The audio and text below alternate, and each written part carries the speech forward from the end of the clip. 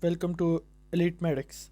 So the topic for today is small for gestational age or SGA. Uh, by definition, SGA means birth weight below 10th percentile of for gestational age. What is percentile? So for 10th percentile, it means that if we have a population of 100 people, 100 pregnant women, and the birth weight of a child is all the childs are calculated, then the least birth rate in the lowest 10% of the women will be SGA. So this is a statistical concept designed to categorize on the size but not on outcomes. SGA fetuses are constitutionally small and are not compromised. Constitutionally means that their fathers were also, and it is in their genetics that the fetuses are small. And its importance is that importance of fetal growth and development in the utero, and it is an early indicator for potential health issues.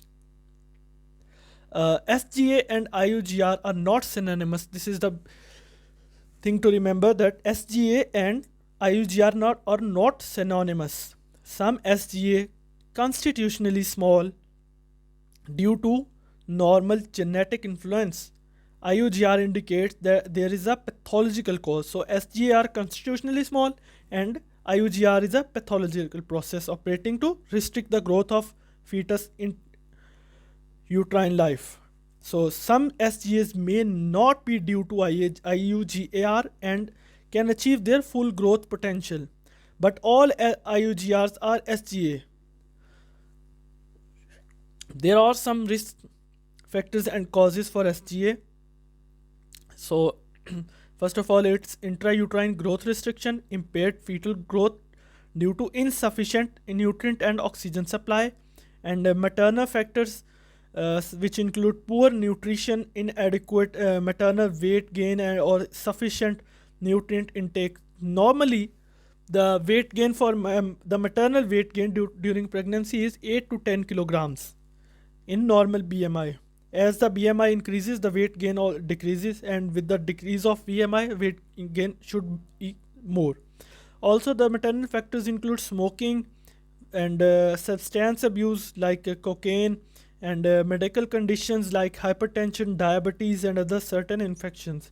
There are some placental factors which include placental insufficiency leading to reduced blood flow and nutrient exchange. There are some fetal factors like genetic factors which include chromosomal abnormalities influencing the growth potential and fetal infections.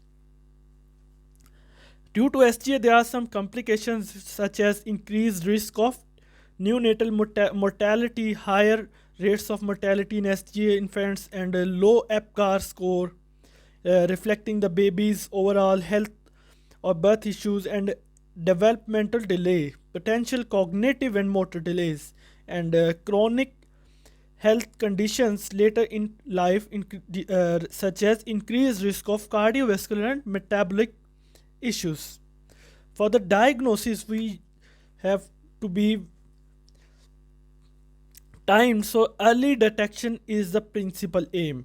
Early measurements, crown rump length, parietal diameters, serial ultrasound biometry, and in pregnancy, and previous history of IUGR or SGA, twin pregnancies, abnormal uterine artery waveform in Doppler ultrasound, and symphyndal height if less symphyndal height 3 centimeter or less than the expected, or other tests include Doppler blood flow studies, non-stress tests, and additional assessment for evaluating fetal well-being.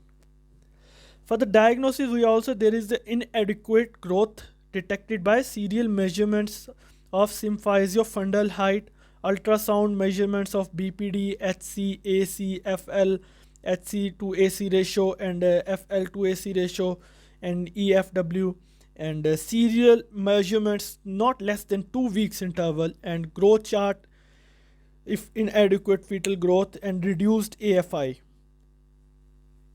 For the management, we have nutritional support, ensuring proper maternal nutrition, balanced diet, and appropriate prenatal supplements. Monitoring regular fetal monitoring and assessment, close surveillance for signs of distress or abnormal growth, and timely delivery depending on the severity and underlying causes. Decisions regarding the timing and the mode of delivery are made to optimize the outcomes. For preconception and antenatal care, the importance of preconception health for optimal fetal development, addressing the maternal factors that may impact fetal growth, and early and regular prenatal care monitoring for risk factors, early detection and intervention improves outcomes.